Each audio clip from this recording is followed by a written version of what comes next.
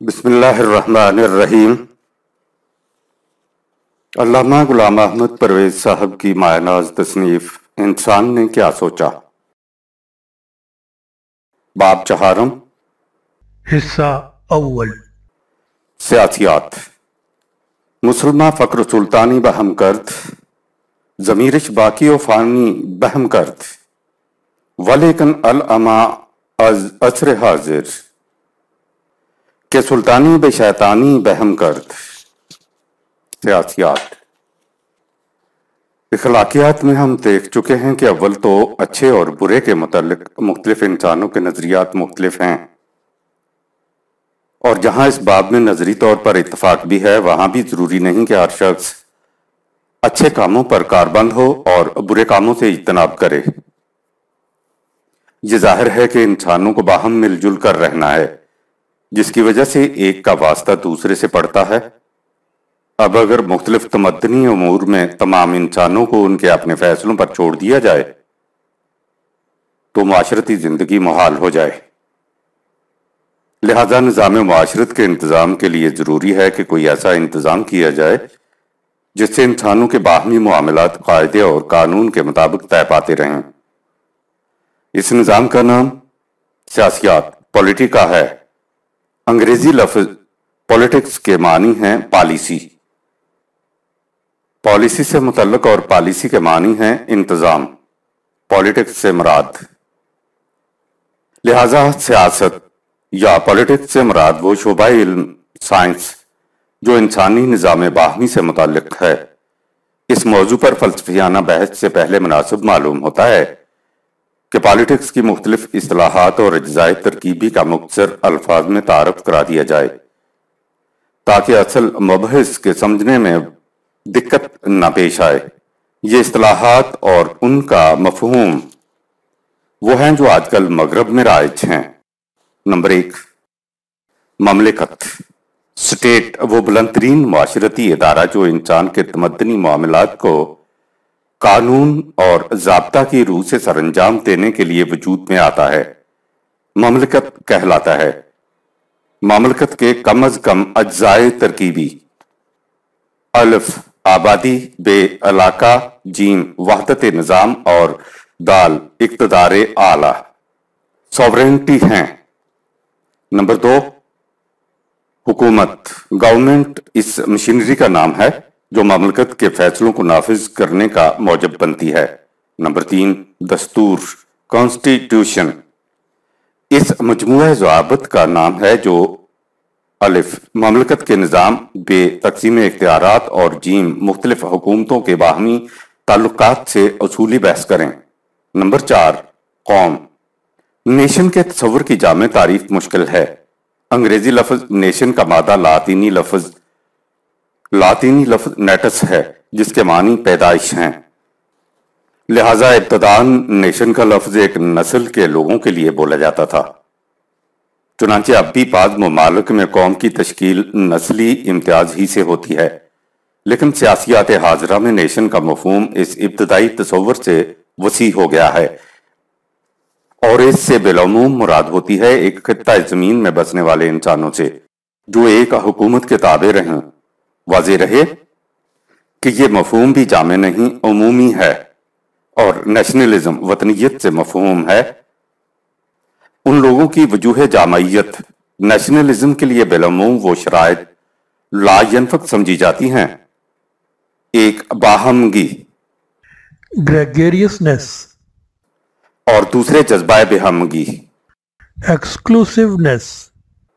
ثانی ذکر جذبہ سے مقصود یہ ہے کہ ایک نیشن اپنے آپ کو خود مختار تصور کرتی ہے اور کسی اور نیشن کے فرد کو اپنے اندر شامل کرتی ہے، اور نہ ایسے حق دیتی ہے کہ وہ ان کے معاملات میں دخل اندازی کرے تاکہ وہ اپنی قومیت نیشنلٹی نہ بدل لے۔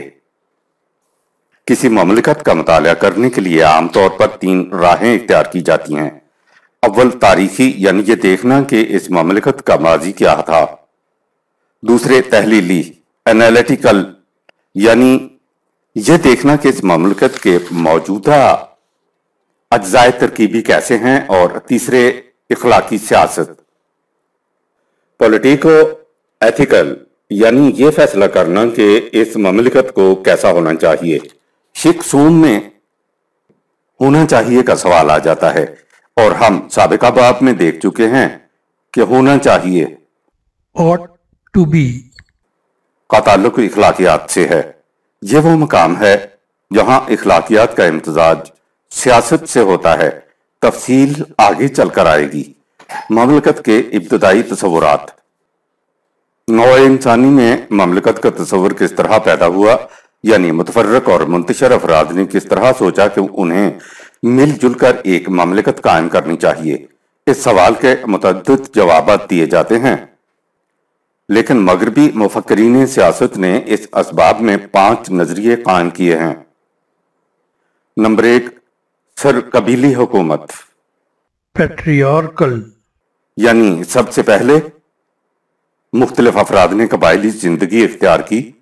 इस अंदाजे जिंदगी में कबीला का बुजुर्ग यानी मूरसे आला वाजिबुल एहतराम समझा जाता था और उसके फैसले सबके लिए वाजिबुल इत्तेबा थे। यहां से एक मुख्तसर सी खानदानी ममलिकत का तस्वर पैदा हुआ। नंबर 2, मादरी हुकूमत, matriarchal, बाज कबाइल में मर्द की जगह सबसे बुजुर्ग औरत को बुलंदतरीन मकाम दिया जाता था और उसके फैसले सबके लिए मौजब अतात तस्वर किए जाते थे। यह भी कबायली हुकूमत की शाद सी शक्ल थी।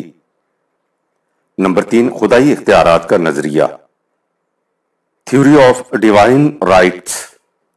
इंसान की इब्तदाई जिंदगी में प्रॉफिट्स को बहुत बड़ा मकाम हासिल था। वो माफूकुल फितरत कुव्वतों के हामिल और देवताओं की औलाद या उनके नायब तस्वुर किए जाते थे। हर शख्स उनसे डरता और कांपता था और उनके हुक्म की खिलाफ वर्जी का तस्वुर भी नहीं कर सकता था।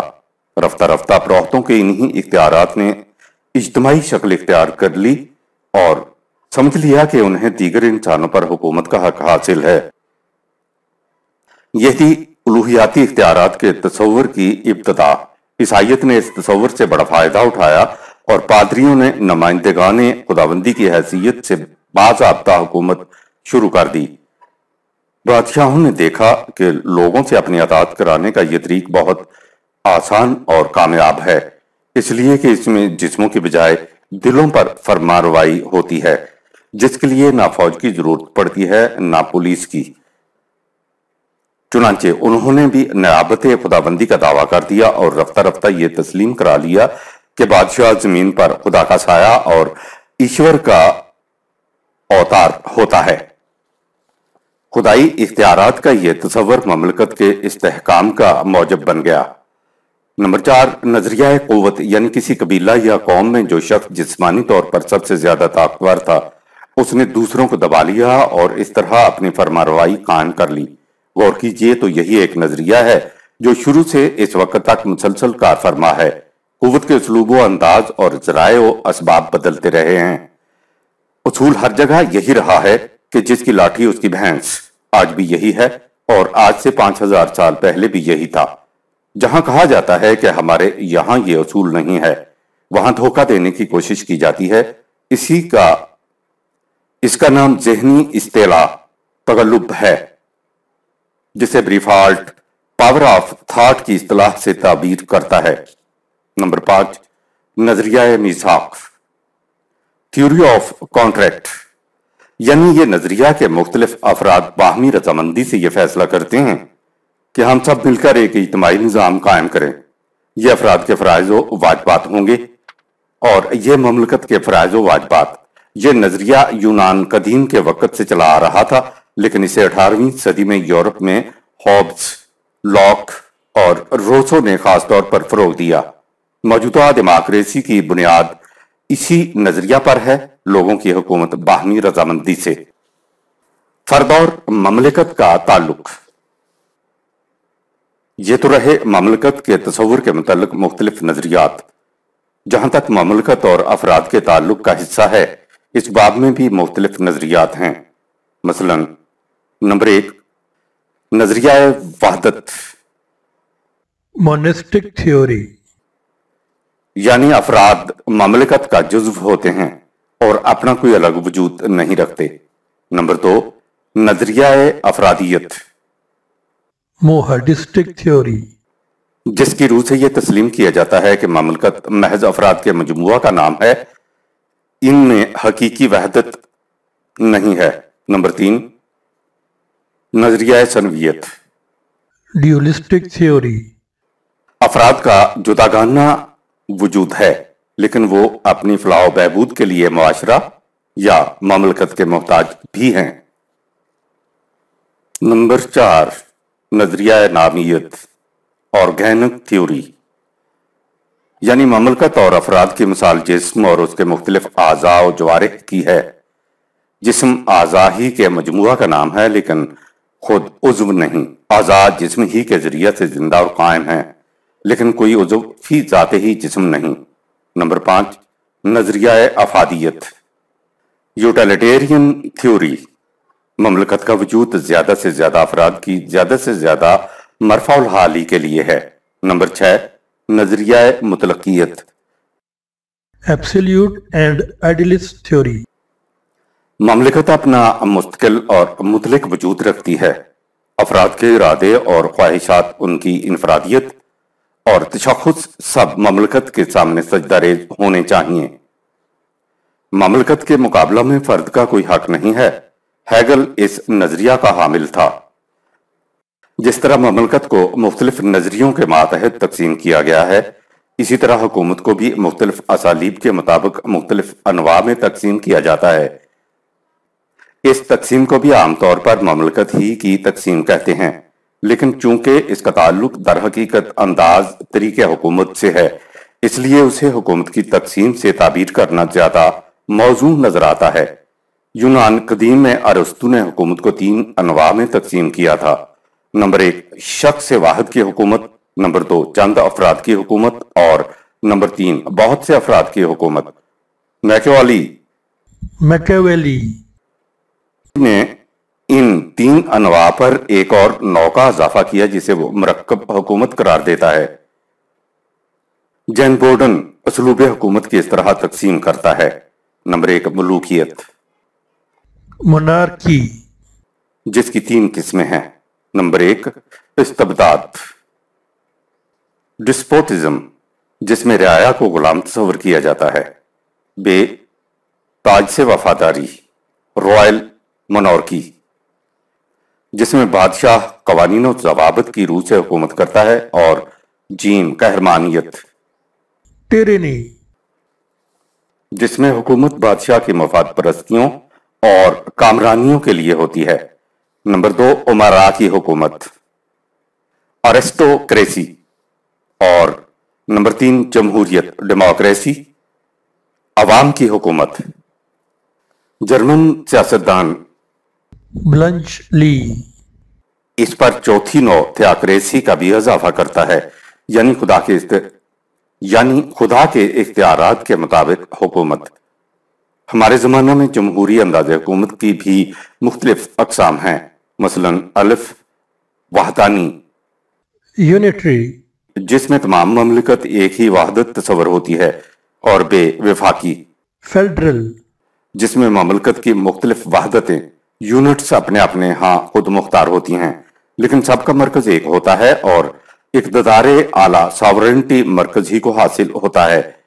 پھر ان میں سے ہر ایک اسلوب حکومت یا تو پارلیمنٹیرین ہوگا اور یا غیر پارلیمانی انداز حکومت میں ہیئت اجزائیہ، ایگزیکٹو، لیجسلیچر کے سامنے جواب دہ ہوتی ہے اور لیجسلیچر کے ثوابدید کے مطابق قائم برطرف کی جا سکتی ہے۔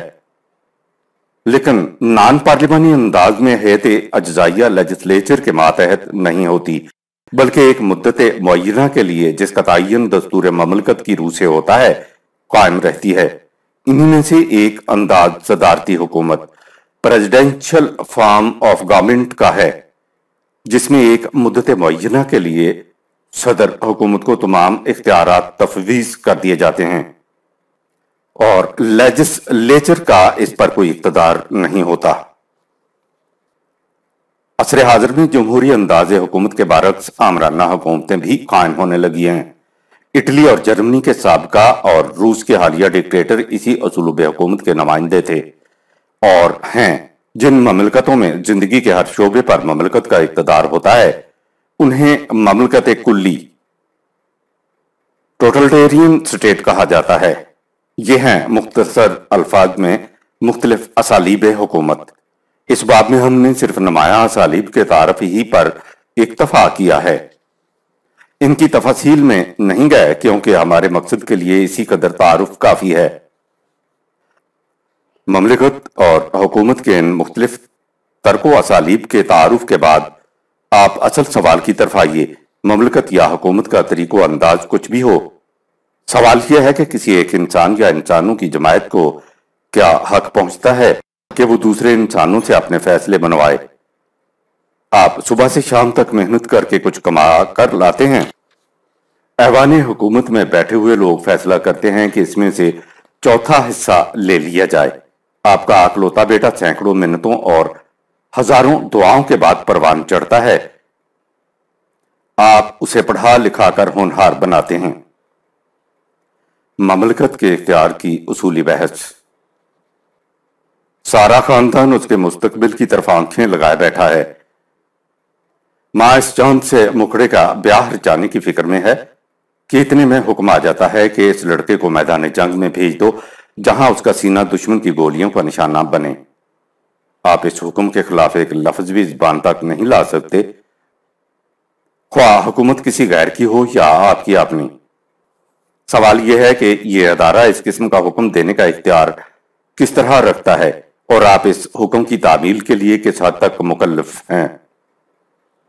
हमें इस सवाल को सामने रखकर मुख्तलिफ नजरियात और तसव्वुरात का जायजा लेना चाहिए और फिर देखना चाहिए कि फिक्र इंसानी इस उसूली मसाला को किस हद तक हल कर सका है।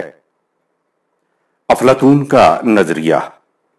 हुक्माए यूनान में अफलातून प्लेटो न सिर्फ फलसफा ही में आवाम तस्वर किया जाता है बल्कि सियासत में भी उसका खास मकाम है। अगरचे इन दोनों मैदानों में उसे सख्त ठोकरें लगी हैं, उसका नजरिया सियासत यह है कि इंसान मदनी तबावा के हुआ है, इसलिए उसे मिलजुल कर रहना है। मिलजुल कर रहने का लाजमी नतीजा है कि मुआशरा में तकसीम अमल का उसूल कार फरमा हो। वो कहता है कि यह तकसीम अमल पैदाइश के एतबार से होनी चाहिए क्योंकि मुख्तलिफ इंसान पैदाइशी तौर पर मुख्तलिफ किस्म की सलाहियतें रखते हैं। बाज ज़हनी एतबार से बुलंद पाया होते हैं, बाज जुर्रत और बसालत की खसूसियात रखते हैं और बाज मुआशी पैदावार और दूसरे छोटे छोटे काम करने की अहलियत रखते हैं।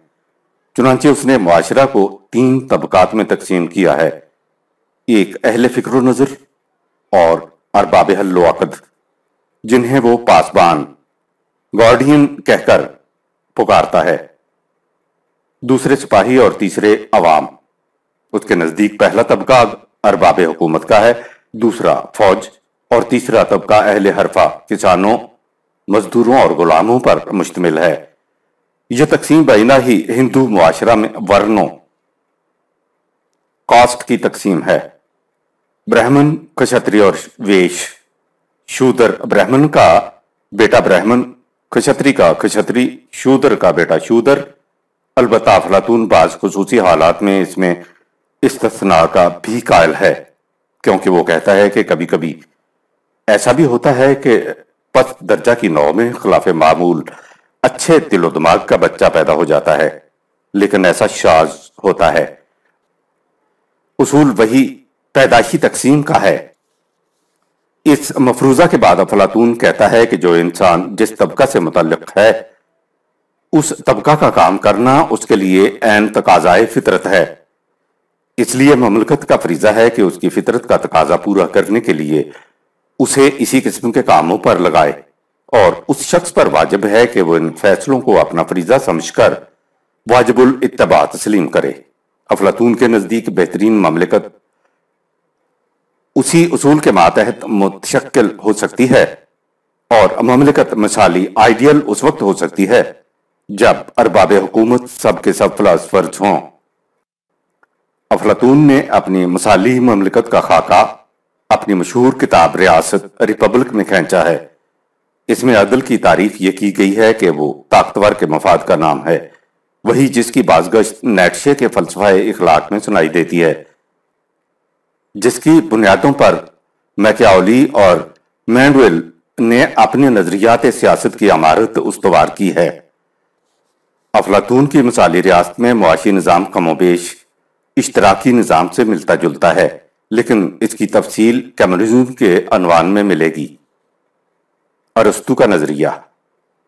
افلاطون کے بعد حکمائے یونان میں ارسطوٹل کا نظریہ سیاست قابل مطالعہ ہے، جسے اس نے اپنی کتاب پولیٹک میں پیش کیا ہے۔ اس نظریہ کی روح سے مملکت کا فریضہ یہ ہے کہ وہ افراد مملکت کے لیے بہترین زندگی کے وسائل پیدا کرے۔ افلاطون کی طرح وہ بھی افراد مملکت کو 3 طبقات میں تقسیم کرتا ہے، اگرچہ اس کا معیار تقسیم ذرا مختلف ہے۔ وہ کہتا ہے کہ بہترین زندگی کا مستحق ایک ہی طبقہ ہے، اور وہ ہے ارباب فکر و نظر کا طبقہ، جسے وہ طالب علموں کا طبقہ کہتا ہے۔ دوسرا طبقہ اس کے نزدیک غلاموں کا ہے، جس کا فریضہ پہلے طبقہ کی ضروریات زندگی فراہم کرنا ہے۔ ان دونوں کے درمیان وہ عام انسانوں کا طبقہ وضع کرتا ہے، جن کی سطح حیوانی زندگی سے زیادہ بلند نہیں۔ یہ وہ لوگ ہیں جو مختلف قسم کے کاروبار کر کے کھائیں، پئیں، اولاد پیدا کریں اور مر جائیں۔ ارسطو افلاطون کے نظریہ اشتراکیت کی حمایت نہیں کرتا اور ذاتی ملکیت کو بہترین زندگی کے لیے ممد و معاون سمجھتا ہے۔ وہ یہ بھی کہتا ہے کہ چونکہ ارباب فکر کی تعداد کبھی زیادہ نہیں ہو سکتی، اس لیے مملکت کا مختصر ہونا نہایت ضروری ہے۔ اس کی مملکت کا خلاصہ ذہنی عیاشی کرنے والے چند افراد کا مجموعہ ہے، جو بیٹھے رہیں تصور جانا کیے ہوئے، اور غلاموں کا طبقہ ان کی ضروریات زندگی بہم پہنچاتا رہے۔ ہم نے مملکت کے جیسے متنوع تصورات اوپر بیان کیے تھے، اگر آپ بغور دیکھیں گے تو ہمارے زمانہ میں ان میں سے 2 تصور ایسے رہ گئے ہیں جو اہمیت رکھتے ہیں۔ ایک ڈیموکریسی کا تصور، جس کی بنیاد نظریہ میثاق تھیوری آف کانٹریکٹ پر ہے، اور دوسرا نظریہ کلی، جس سے مراد یہ ہے کہ تمام حقوق باقی مملکت محفوظ ہوتے ہیں اور فرد کو کوئی حق حاصل نہیں ہوتا۔ یہ نظریہ آمرانہ انداز حکومت پر منتج ہوتا ہے۔ بادشاہوں کی شخصی حکومتیں آج مہذب دنیا میں اساطیر الاولین قرار پا چکی ہیں۔ ان کا کہیں وجود باقی ہے تو خیر سے مسلمانوں کے ممالک میں، یعنی ان مسلمانوں کے ممالک میں جو دنیا سے ملوکیت کی لعنت مٹانے کے لیے آئے تھے۔ تھیوکریسی کا تصور بھی عہد پارینہ کی داستان بن چکا ہے۔ وائیکونٹ سیموئل عیسائیت پر بحث کرتا ہوا لکھتا ہے، اس نے سلاطین کے آسمانی حقوق کے عقیدہ کی تائید کی، اس لیے یورپ کی تاریخ میں اس عقیدہ نے جس قدر تباہیاں پھیلائیں، ان کی ذمہ داری اسی پر عائد ہوتی ہے۔ Belief and action. لہٰذا ہمیں انہی 2 نظریوں کے متعلق گفتگو کرنی چاہیے جن پر عصر حاضر کی سیاست کا مدار ہے۔ ان 2 نظریوں میں بھی نظریہ میثاق کو تقدم حاصل ہے، اس لیے کہ اس کی بنیادوں پر نظام جمہوریت استوار ہے، جسے ہمارے زمانہ میں خدا کی رحمت تصور کیا جاتا ہے۔ دوسرے نظریہ کی حامل جرمنی کی نازیزم اور اٹلی کی فسطائیت تھی، جن کا دوسری عالمگیر جنگ نے خاتمہ کر دیا۔ روس کا نظام اپنی معاشی خصوصیات کی بنا پر منفرد ہے، اس لیے اس کا تذکرہ کمیونزم کے عنوان کے تحت کیا جائے گا، جو ہمارے زمانہ میں سب سے زیادہ بھڑکتا ہوا موضوع ہے۔ اندرین حالات ہم نظریہ کلیت کے متعلق مختصر انداز میں اور نظریہ میثاق کے متعلق تفصیلی طور پر گفتگو کریں گے۔ اقتدار اعلیٰ کا سوال۔ لیکن ان نظریات کے متعلق گفتگو کرنے سے پیشتر ایک اور اہم نقطہ کی وضاحت بھی ضروری ہے، اور وہ یہ ہے کہ کسی مملکت میں اقتدار اعلیٰ سوورن پاور کسے حاصل ہو سکتی ہے، اس لیے کہ سیاست میں بنیادی سوال تو اقتدار اعلیٰ ہی کا ہے، باقی تمام امور اسی محور کے گرد گھومتے ہیں۔ اقتدار اعلیٰ کا تصور سب سے پہلے فرانسیسی مفکر بورڈن نے پیش کیا۔ اس کے نزدیک اقتدار اعلیٰ سے مفہوم وہ مرکز ہے جو مملکت کی تمام قوتوں کا سرچشمہ اور سارے اختیارات کا منبع ہے۔ دیگر قوائد مملکت ذاتی قوت نہیں رکھتے، ان کے پاس اقتدار اعلیٰ کی تفویض کردہ قوت ہوتی ہے۔ اقتدار اعلیٰ اپنے اختیارات کسی سے نہیں لیتا، نہ ہی اس کے فیصلوں کو کہیں اپیل ہو سکتی ہے۔ جب میکیاولی کے سامنے یہ سوال پیش ہوا تو اس نے کہہ دیا کہ سوال یہ نہیں کہ اقتدار اعلیٰ کسے حاصل ہونا چاہیے، اصل سوال یہ ہے کہ مقتدر اعلیٰ ہے کون۔ اس سوال کا جواب اس کے نزدیک صاف تھا کہ مقتدر اعلیٰ بادشاہ ہوتا ہے۔ ہوبز نے کہا کہ نہیں، سوال یہ ہے کہ اقتدار اعلیٰ کا مالک کون ہونا چاہیے، اور جواب یہ ہے کہ فرما روا، رولر ہونا چاہیے۔ لاک کا خیال ہے کہ اقتدار اعلیٰ افراد کی اکثریت کے پاس ہونا چاہیے، لیکن روسو کے نزدیک اقتدار اعلیٰ مملکت کے تمام افراد کی مشترکہ ملکیت ہے۔ بینتھم اس بات میں لاک کا ہم نوا ہے۔ جے ایس بینتھم کی تائید کرتا ہے، لیکن اس ترمیم کے ساتھ کہ اقتدار اعلیٰ اہل دماغ کے پاس ہونا چاہیے، نہ کہ اکثریت کے پاس۔ مل کی مشہور کتاب ایسے آن لبرٹی اس باب میں بڑی مارکا آراء تصور کی جاتی ہے۔ جہاں تک آزادی خیال کا تعلق ہے، مل تو یہاں تک کہتا ہے کہ اگر تمام نوع انسانی کا فیصلہ کچھ ہو اور دنیا میں صرف ایک انسان اس فیصلہ سے اختلاف رکھتا ہو تو نوع انسانی کو اس ایک فرد کی آواز کو دبانے کا حق اس سے کچھ زیادہ نہیں جتنا اس شخص کو تمام نوع انسانی کی آواز دبانے کا حق ہے، اگر اس کے پاس ایسا کرنے کی طاقت ہو۔ ڈیموکریسی اقتدار اعلیٰ کی حامل اکثریت ہی کو قرار دیتی ہے۔ ان تمام نظریات کے خلاف مارکس کا نظریہ یہ ہے کہ اقتدار اعلیٰ اس طبقہ کو حاصل ہوتا ہے جس کے پاس وسائل پیداوار ہوں۔ نظام سرمایہ داری مین سرمایہ دار طبقہ کو اشتراکی نظام میں مزدور کو۔ نظریہ کلی۔ اس کے بعد نظریہ کلیت کی طرف آئیے۔ اس نظریہ کو مثالی نظریہ آئیڈیلسٹک تھیوری بھی کہتے ہیں۔ اس نظریہ کی روح سے یہ تسلیم کیا جاتا ہے کہ مملکت ایک زندہ شے ہے، اپنی جداگانہ ہستی اور تشخص رکھتی ہے۔ ہر زندہ اور صاحب شعور شے کی طرح اس میں جذبات، خواہشات اور ارادے ہوتے ہیں۔ اس کے حقوق اور اختیارات لامحدود ہیں۔ انسان نے جس قدر اجتماعی اداروں کی طرح ڈال دی ہے، مملکت ان کی آخری شکل کا نام ہے۔ باقی اداروں میں شمولیت اور علیحدگی ایک فرد کے اپنے اختیار کی بات ہے، لیکن نہ مملکت کے دائرہ میں آنا افراد کے اختیار میں ہے، نہ اس سے باہر نکلا ان کے بس میں ہے۔ اور سب سے بڑی بات یہ کہ مملکت اپنے معاملات میں اخلاقی نظریوں کی پابند نہیں ہے۔ اس کی مصلحت کوشی اور مفاد بینی خود ایک ضابطہ اخلاق ہے، اور اس ضابطہ کے خلاف کوئی اپیل نہیں ہو سکتی۔ جب کبھی افراد اور مملکت میں اختلاف ہو تو مملکت ہمیشہ حق بجانب اور افراد قصوروار تسلیم کیے جائیں گے۔ مملکت کے حقوق مطلق ایبسولیوٹ ہیں۔ تصریحات بالا سے آپ نے دیکھ لیا ہوگا کہ اس نظریہ کی روح سے مملکت کو الوہیاتی مقام تفویض کر دیا گیا ہے۔ چنانچہ اس زاویہ فکر کو ڈیوائنیشن آف اسٹیٹ، اس میں مملکت ایک معبود بن جاتی ہے اور مملکت سے وفا شعاری اس معبود کی پرستش۔ یہ ایک نیا مذہب ہے جس کی تمام آئین و قوانین اپنے ہیں۔ اس نظریہ کی بنیادی دلیل نہیں بلکہ ایک تشبیہ ہے۔ اس نظریہ کے حامل کہتے ہیں کہ مملکت اور افراد کی مثال انسانی جسم اور اس کے اعضاء کی سی ہے۔ اعضائے جسمانی اپنا جداگانہ وجود نہیں رکھتے، وہ صرف جسم کے حصے ہیں اور ان کی زندگی اور موت جسم کے ساتھ وابستہ ہے۔ ان کا فریضہ جسم کے لیے سامان زیست و صحت بہم پہنچانا ہے۔ اس سے خود ان کی اپنی زیست اور صحت کا انتظام ہو جاتا ہے۔ کوئی عضو جسم سے الگ ہو کر زندہ رہ ہی نہیں سکتا۔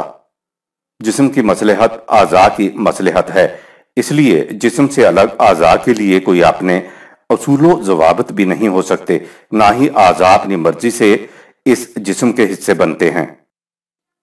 इस तशबीह से वो ममलकत की कुलियत के हक में तमाम दलाइल फराहम करते जाते हैं और इन्हीं दलाइल से अपने नजरिया की मवाफिकत में नताइज मुस्तंबत कर लेते हैं, लेकिन इस ज़िम्न में वो एक बुनियादी फर्क को नजरअंदाज कर देते हैं, और वो ये कि अफराद अपना मुस्तकिल वजूद और तशख्खुस रखते हैं और ममलकत वजूद में नहीं आ सकती जब तक अफराद पहले से मौजूद न हों और तश्कील ममलकत का आज़म न करें। ममलकत ना हो तो भी अफराद जिंदा रह सकते हैं, लेकिन ममलकत कभी वजूद में नहीं आ सकती जब तक अफराद मौजूद न हों।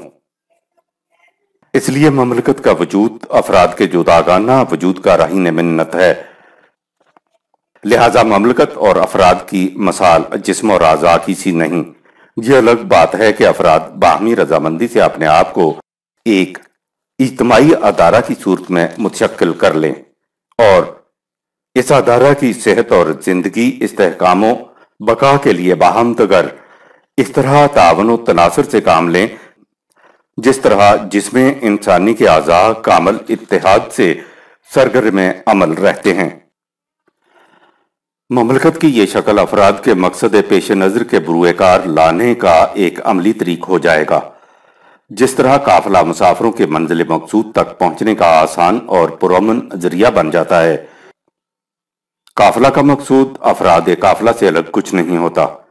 इसी तरह ममलकत का वजूद अफराद ममलकत की नश्व नुमा और फलाहो इर्तिका का एक जरिया होता है। इससे अलग ममलकत का कोई मकसूद नहीं होता। ये मिसाल के अफराद आज़ा हैं और ममलकत जिस्म दर हकीकत अफलातून के नजरिया तकसीम के लिए वजह की गई थी। इसके नजरिया की रूह से गुलाम सरिउम्र गुलाम रहता है और हाकम सरिउम्र हाकम। यही हालत जिस्म के आज़ा की है। पांव हमेशा पांव रहता है और दिल हमेशा दिल। ये कभी नहीं होता कि पांव अपनी सलाहियतें बढ़ाकर दिल की जगह ले ले। हर उज़व का अपना अपना मकाम है और इस मकाम में कभी तब्दीली नहीं हो सकती। इसलिए किसी उज़व को उसकी आरजू ही नहीं करनी चाहिए कि मैं फला उज़व बन जाऊं, और ना उसकी हसरत के मैं वो कुछ क्यों ना बन गया। यह है हकीकी मफहूम इस मसाल से, और इस मफहूम की लगवियत जाहिर है। ये इस्तबदाद की इंतहाई शक्ल है। नजरिया मीसाक। अब आइए नजरिया मीसाक मुआशरा, the theory of social contract की तरफ। इस नजरिया की रूह से यह तस्वर किया जाता है कि ममलिकत और अफराद मुआशरा में एक मीसाक कॉन्ट्रैक्ट होता है जिसकी रूह से अव्वल अपने कुछ फराइज ले लेते हैं, जिसकी रूह से अफराद अपने जिम्मा कुछ फराइज ले लेते हैं और उनके बदले में ममलिकत अपने जिम्मे अफराद के हुकूक ले लेती है। लेकिन ममलिकत कोई अलग चीज नहीं होती जिससे अफराद मुआहदा करते हैं, बल्कि वो एक इज्तिमाई इदारा होता है, खुद अफराद ही पर मुश्तमिल होता है। इसी मुकाम से इस नजरिया की पेचीदगी शुरू होती है। यानी अगर ममलिकत और अफराद दो अलग अलग पार्टियां हों तो उनके माबैन मुआहदा का तस्वर समझ में आ सकता है, लेकिन जब खुद अफराद ही ममलिकत हों तो अफराद का अपने ही साथ मुआहदा करना कुछ अजीब सा नजर आता है। यानी इस सूरत में मुआहदा के फरीकैन की बजाय सिर्फ एक ही फरीक रह जाता है, और ये जाहिर है कि जब तक दूसरा फरीक मौजूद ना हो मुआहदा का तस्वर ही बातिल हो जाता है। इस दुश्वारी के पेश नजर यह मौजू जरा तफसीली गुफ्तगू का मोहताज है। इसके लिए हमें देखना होगा कि इस बाब में इस नजरिया के हामिलीन क्या कहते हैं। इस ज़िम्न में हमारे सामने सबसे पहले हॉब्स आता है। हॉब्स का नजरिया। हॉब्स के नजरिया के मुताबिक इंसान अपनी फितरत के एतबार से मदनी तबा नहीं बल्कि तन्हाई पसंद है। असरे तमद्दन से पहले जब इंसान फितरत के मुताबिक जिंदगी बसर करता था तो वो जिंदगी इनफरादियत की जिंदगी थी। हर शख्स अपने अपने मफाद की फिक्र में रहता था। उसके बाद हॉब्स कहता है कि इंसान ने देखा कि इस तर्ज जिंदगी में बहुत से खतरात हैं, इसलिए उसने खतरात से हिफाजत की तदबीर सोची। इस जज्बा के मातहत अफराद ने मिलकर फैसला किया कि उन्हें इज्तिमाई तौर पर रहना चाहिए। इस इज्तिमाइयत के लिए उन्होंने सोचा कि बाहमी तसादुम को मिटाने के लिए जरूरी है कि हर फर्द अपने इख्तियारात को किसी खास फर्द या अफराद के मुख्तसर से मजमुआ के सुपुर्द कर दे। یہ فرد یا افراد کا مجموعہ ان اختیارات کی روح سے تمام افراد کی حفاظت، سیکیورٹی کا انتظام کرے۔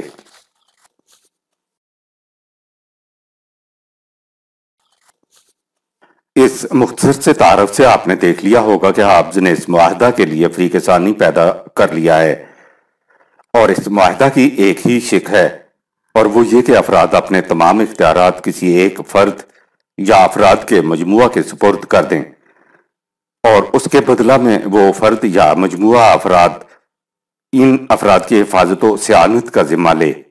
چنانچہ حافظ کہتا ہے کہ اس معاہدہ کے بعد یہ مقتدر اعلیٰ جو کچھ کرتا ہے وہ در حقیقت ان افراد ہی کے اختیارات کا استعمال ہے۔ یہ مقتدر اعلیٰ اپنے فیصلوں میں کسی آئین و ضوابط کا پابند نہیں، اس لیے اس کے فیصلے افراد متعلقہ کے لیے ضابطہ اخلاق و قانون بن جاتے ہیں، حتیٰ کہ دوسری مملکت کے ساتھ معاملات میں بھی کوئی متفق علیہ ضابطہ اخلاق نہیں، بلکہ صرف معاہدہ ضروری ہوتا ہے۔ اور معاہدات کے متعلق خود حافظ کے الفاظ یہ ہیں کہ تلوار کے بغیر معاہدات خالی الفاظ رہ جاتے ہیں جن میں اپنی حفاظت کی کوئی قوت نہیں ہوتی، لہٰذا اس مقتدر اعلیٰ کی قوت ہی ضابطہ اخلاق ہے۔ لاک کا نظریہ، یہ ہے مختصر الفاظ میں حافظ کا نظریہ میثاق۔ تفصیل کے لیے اس کی کتاب لوایتھن۔ نظریہ میثاق کا دوسرا پیام بر لاک ہے۔ انسانی فطرت کے متعلق لاک کا نظریہ حافظ کے بالکل برعکس ہے۔ لاک کے نزدیک جب انسان قانون فطرت کے مطابق زندگی بسر کرتا تھا تو یہ بڑا امن پسند، سلاجو، مرفع الحال، مطمئن اور مرنجان مرنج تھا۔ اس کے نزدیک انسان کے لیے یہی قانون فطرت ہے، اور اس کی دلیل یہ ہے کہ یہ قانون عین مطابق عقل ریزنیبل ہے۔ لیکن لاک کے نزدیک بعض انسان ایسے پیدا ہو گئے جنہوں نے عقل کے بجائے جذبات سے کام لینا شروع کر دیا، اور اس طرح انسان کی فطری زندگی میں بگاڑ شروع ہو گیا۔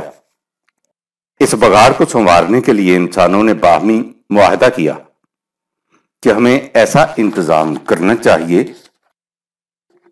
جس سے وہی فطری زندگی پھر سے عوض کر آئے۔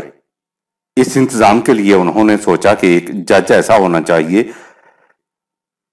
جو تصادم مفاد کے معاملات کا تصفیہ کر دے۔ لاک کے نزدیک اکثریت کا فیصلہ اس قسم کے حاکم اعلیٰ جج بن سکتا ہے۔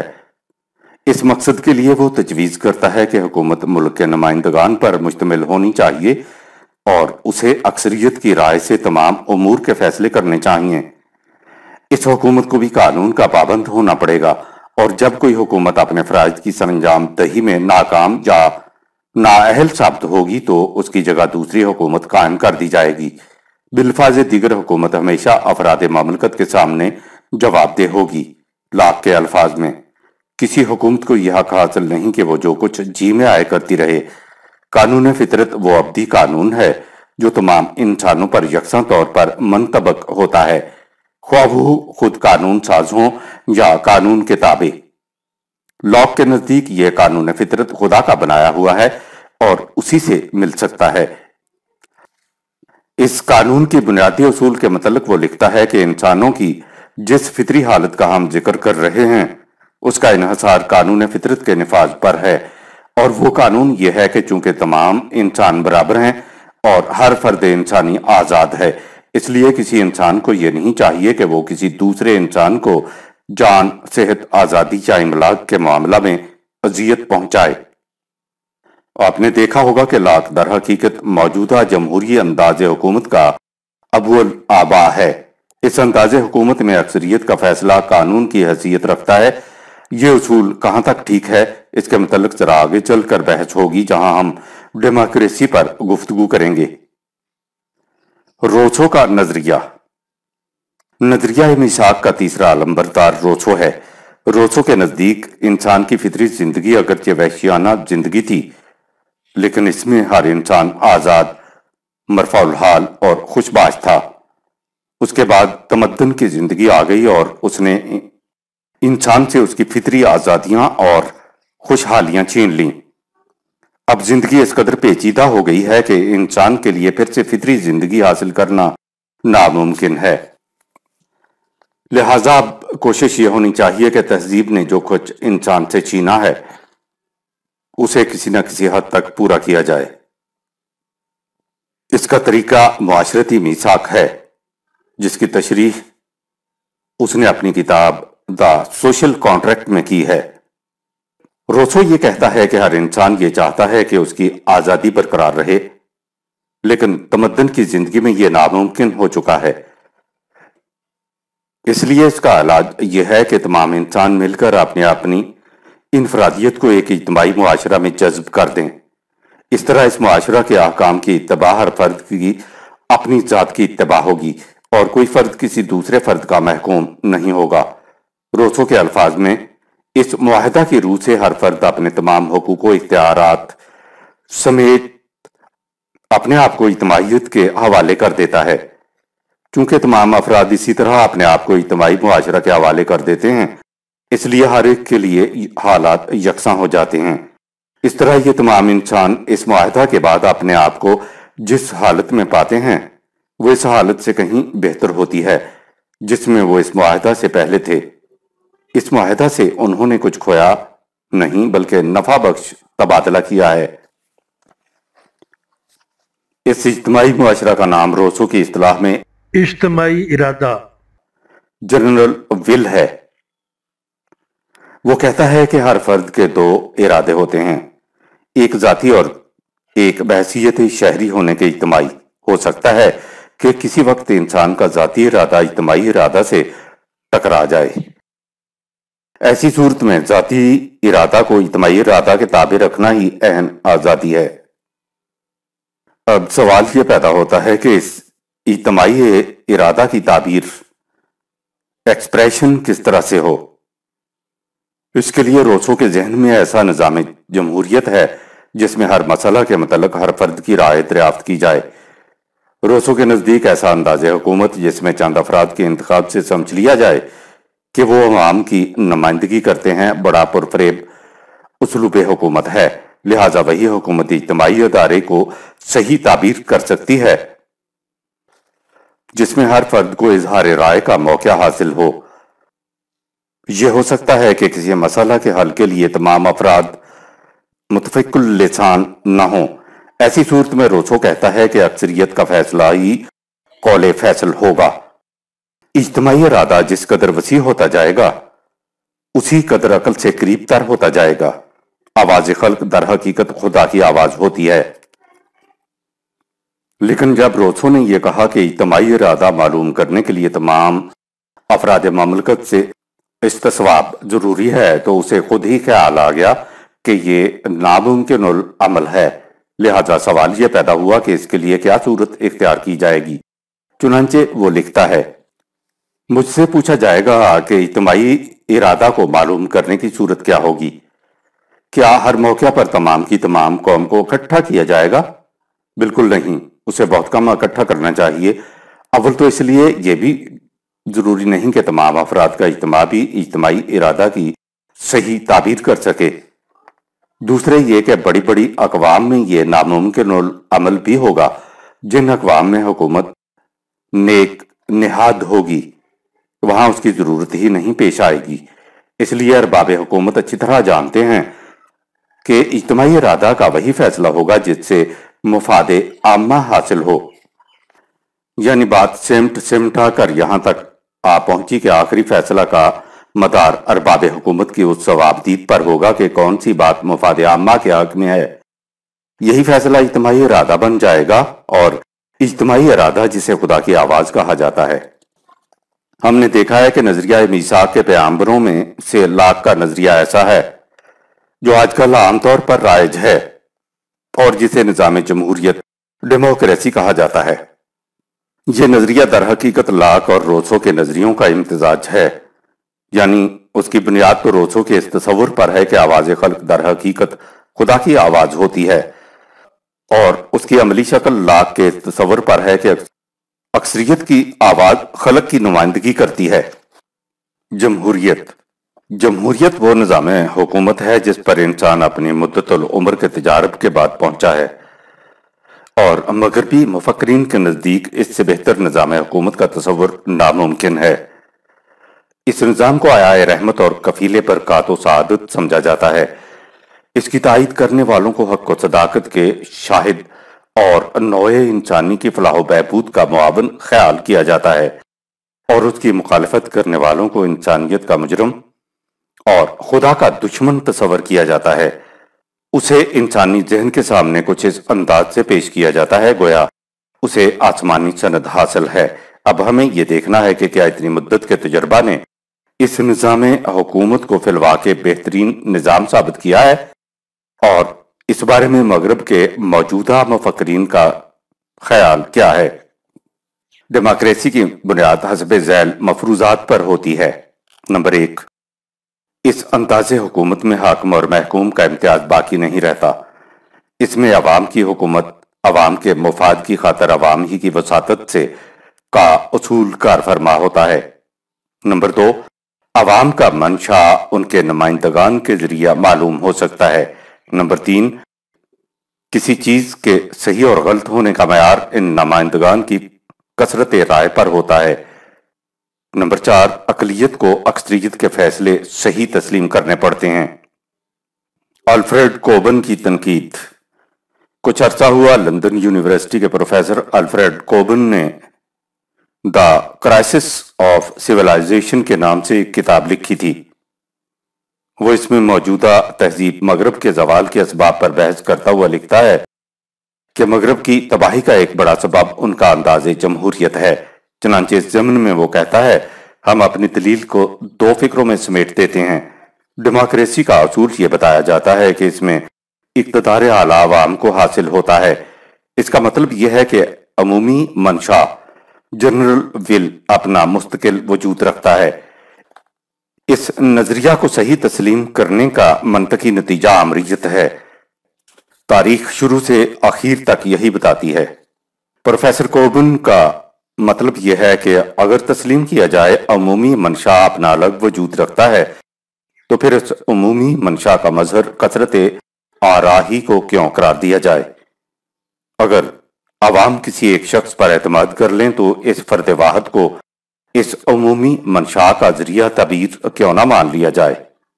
پروفیسر مذکور کا دعویٰ یہ ہے کہ تاریخ ہمیں یہ بتاتی ہے کہ عمومی منشا کا نظریہ آخر الامر ڈکٹیٹرشپ پر منتج ہوتا ہے، باقی رہا حاکم و محکوم کا امتیاز۔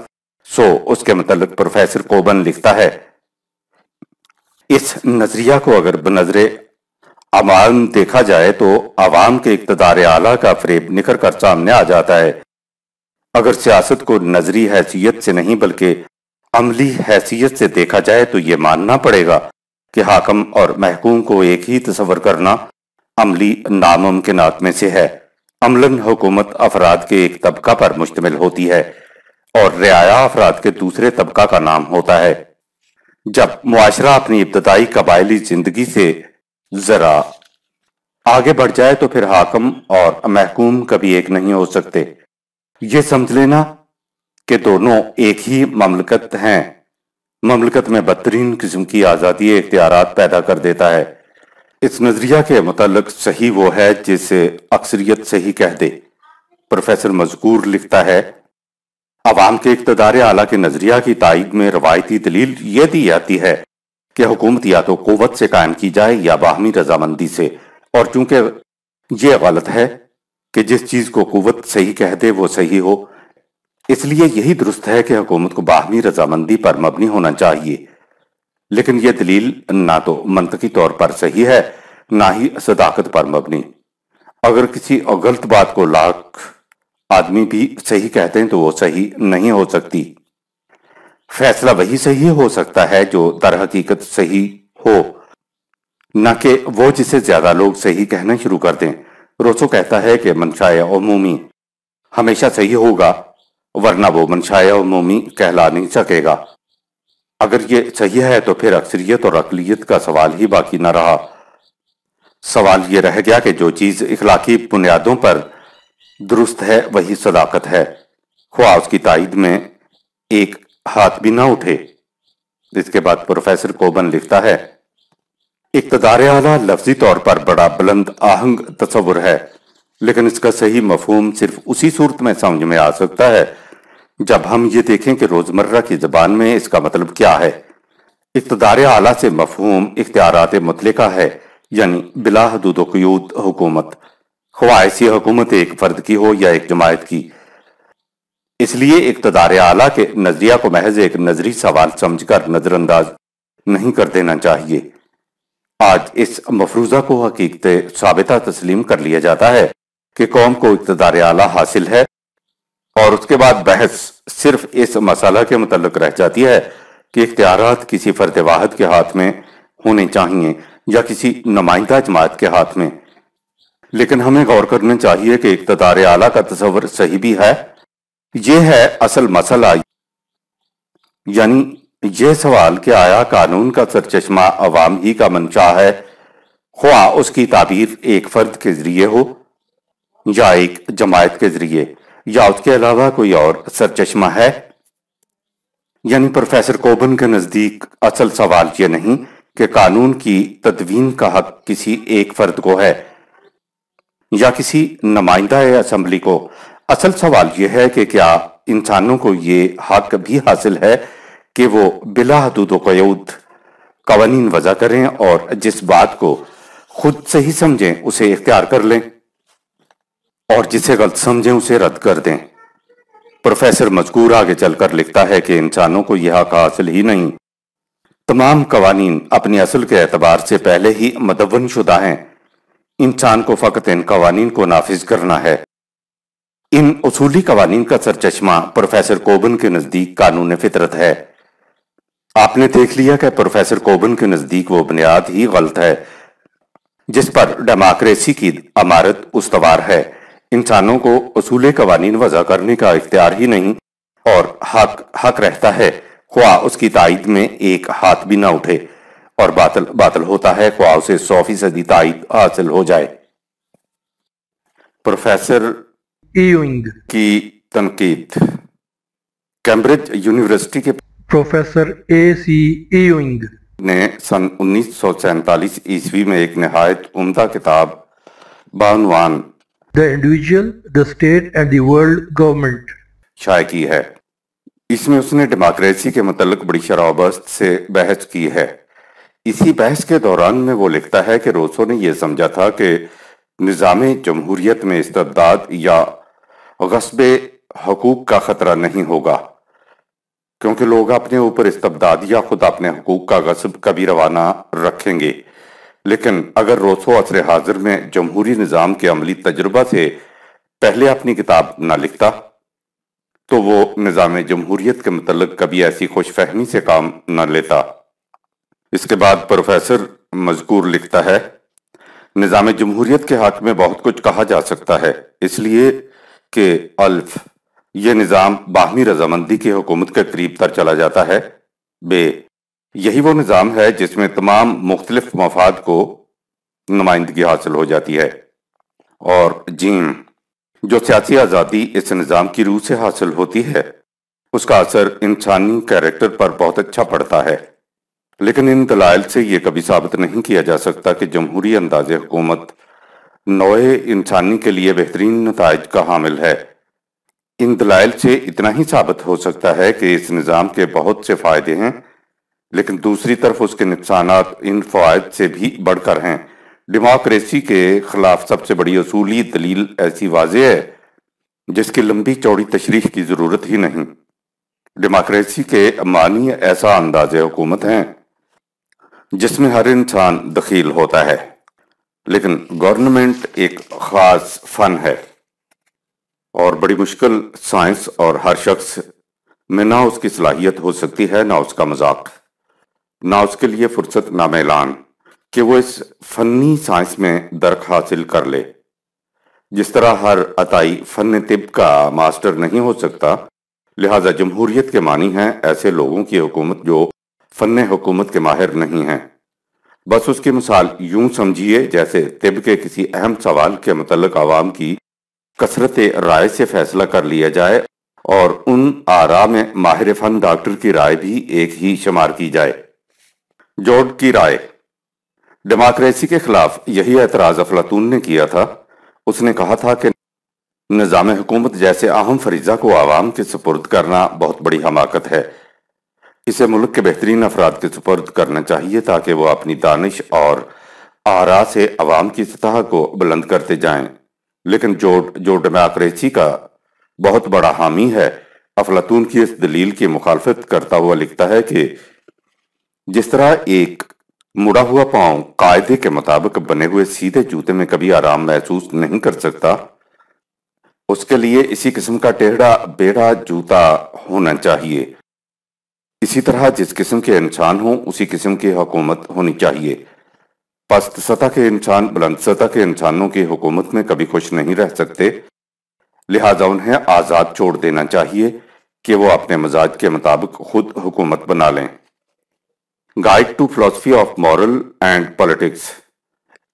اس دلیل کا طفلانہ پن ایسا واضح ہے کہ اس کی تردید میں کسی دلیل کی ضرورت ہی نہیں رہتی۔ اس کے معنی یہ ہیں کہ مریضوں کو اپنی دوا اور غذا کے متعلق خود فیصلہ کرنا چاہیے، کیونکہ ڈاکٹر کی تجویز کردہ دوا انہیں ناگوار گزرے گی اور غذا خوش ذائقہ معلوم نہیں ہوگی، اس لیے وہ اسے مرغوب خاطر نہیں کر پائیں گے۔ حکومت کا مقصد عوام کی سطح کو بلند کرنا نہیں، بلکہ جس طرح پر وہ مطمئن ہوں اس کے مطابق سامان و ذرائع بہم پہنچانا ہے۔